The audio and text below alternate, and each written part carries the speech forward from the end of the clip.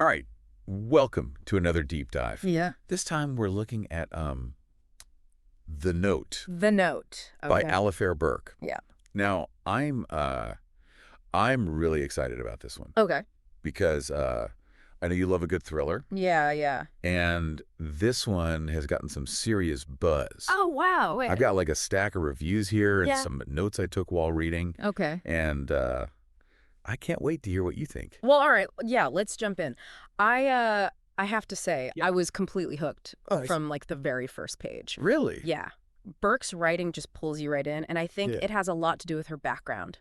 Oh, interesting. I think she's a former prosecutor, Oh, wow. and that experience really shines through in the authenticity of Yeah. legal scenes and the complexity of her characters. I totally agree.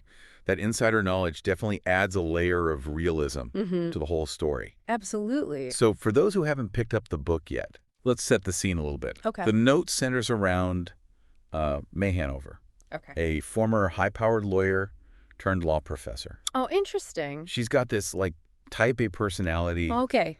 always striving for perfection, Mm-hmm.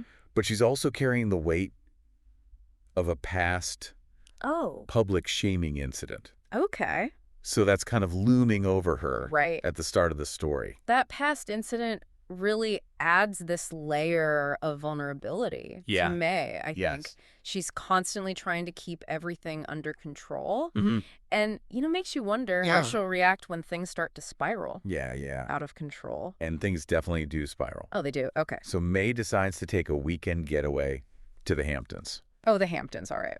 with her two best friends, Okay. Lauren Mm. and Kelsey. Lauren and Kelsey. Okay. Lauren is a successful orchestra director, Mm. and Kelsey is a Great. wealthy socialite. Now, these three women have been friends since Okay. their teenage years at summer camp. Oh, wow. So they've got Fine. a lot of shared history. Yeah, so they go way back. I love Yeah. the dynamic between yeah. these three women. They're all Yeah. so different, Yeah, but their bond is unbreakable. And that shared history right. definitely comes into play later on. Absolutely. Hey, Buck. So they head out to the Hamptons, Right.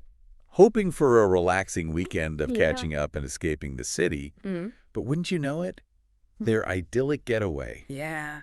takes a dark turn when they find themselves entangled Oh, no. in not one, Oh, but two mysteries. two mysteries. Okay. Dun, dun, dun. So it starts with Yeah. a seemingly harmless prank. Okay.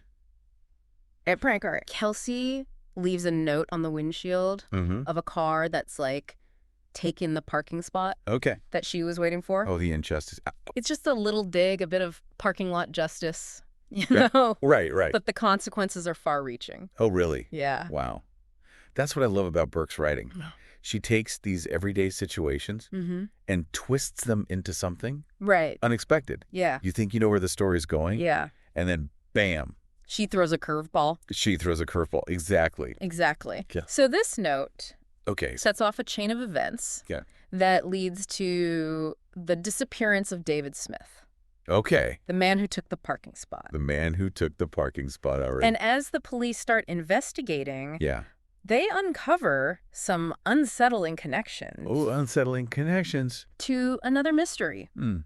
The unsolved murder of Kelsey's husband Oh, wow. years earlier. So there's layers here, Yeah, and just when you think it can't get any more complicated, right.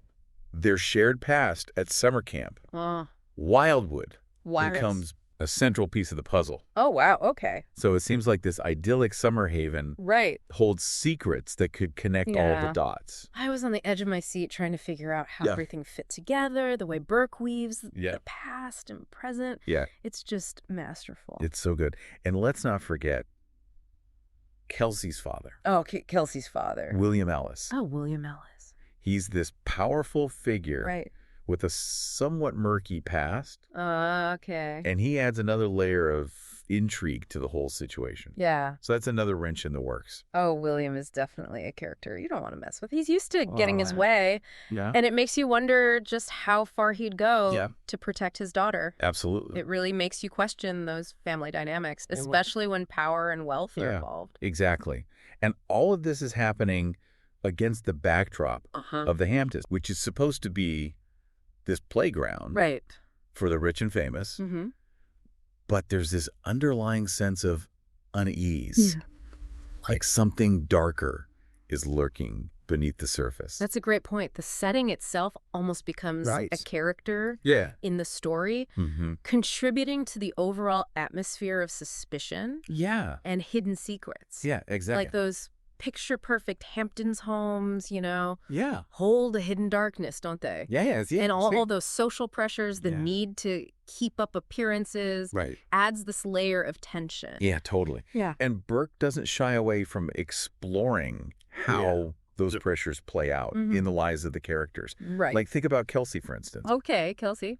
She's struggling to cope with the trauma of her husband's unsolved murder while trying to maintain this facade of composure. Oh, wow. You know, it makes you wonder what's really going on beneath the surface. Right. It's like as though everyone in the Hamptons is playing a role, hiding their true selves behind this veneer of wealth and privilege.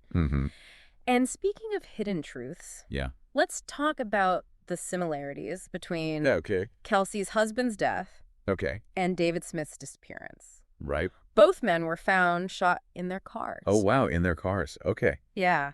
That raises a lot of questions. It does. It definitely adds another layer of intrigue to the whole mystery. Totally. Is it a coincidence? Yeah. Or is there a connection that the police haven't uncovered yet? And then there's that whole mystery surrounding what was in Luke's glove compartment the night he was killed. It's like Burke keeps dangling these little threads, these unanswered questions that keep you guessing. And that's what makes it so addictive. You know, you're constantly trying to piece together the puzzle. Just like May is.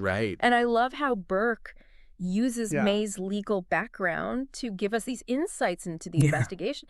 You know, she's not just a passive observer. She's actively trying to figure out what happened. Exactly. She's using her knowledge of the legal system to unravel the truth. And as she digs deeper, she starts to uncover these inconsistencies, these details that don't quite add up. It makes you question everything you thought you knew. And then there's Wildwood. Wildwood. Summer camp, where these three women met as teenagers. It seems idyllic at first, a place of happy memories. But as we learn more, it becomes clear that there are some dark secrets buried there. There are some dark secrets. And those secrets seem to be connected to the present-day mysteries. It's like the past is reaching out to touch the present. And these women are caught in the middle. And let's not forget the role of social media. Oh, social media. In all of this. Kelsey is already under suspicion because of her husband's unsolved murder. And then David Smith goes missing. And her name is all over the news. It's a feeding frenzy. It's a feeding frenzy. And May knows firsthand how quickly public opinion can turn against you. You know that subway incident? From her past? It resurfaces online. Oh, no. And suddenly she's facing a whole new wave of scrutiny. It's a stark reminder of how the internet never forgets. Oh, it never does. It makes you think about the power of social media, how it can shape narratives and destroy lives. Totally. And speaking of power, let's talk about William Ellis again. William Ellis, okay, He's used to controlling everything. And it makes you wonder what role he's playing in all of this. Is he trying to protect Kelsey?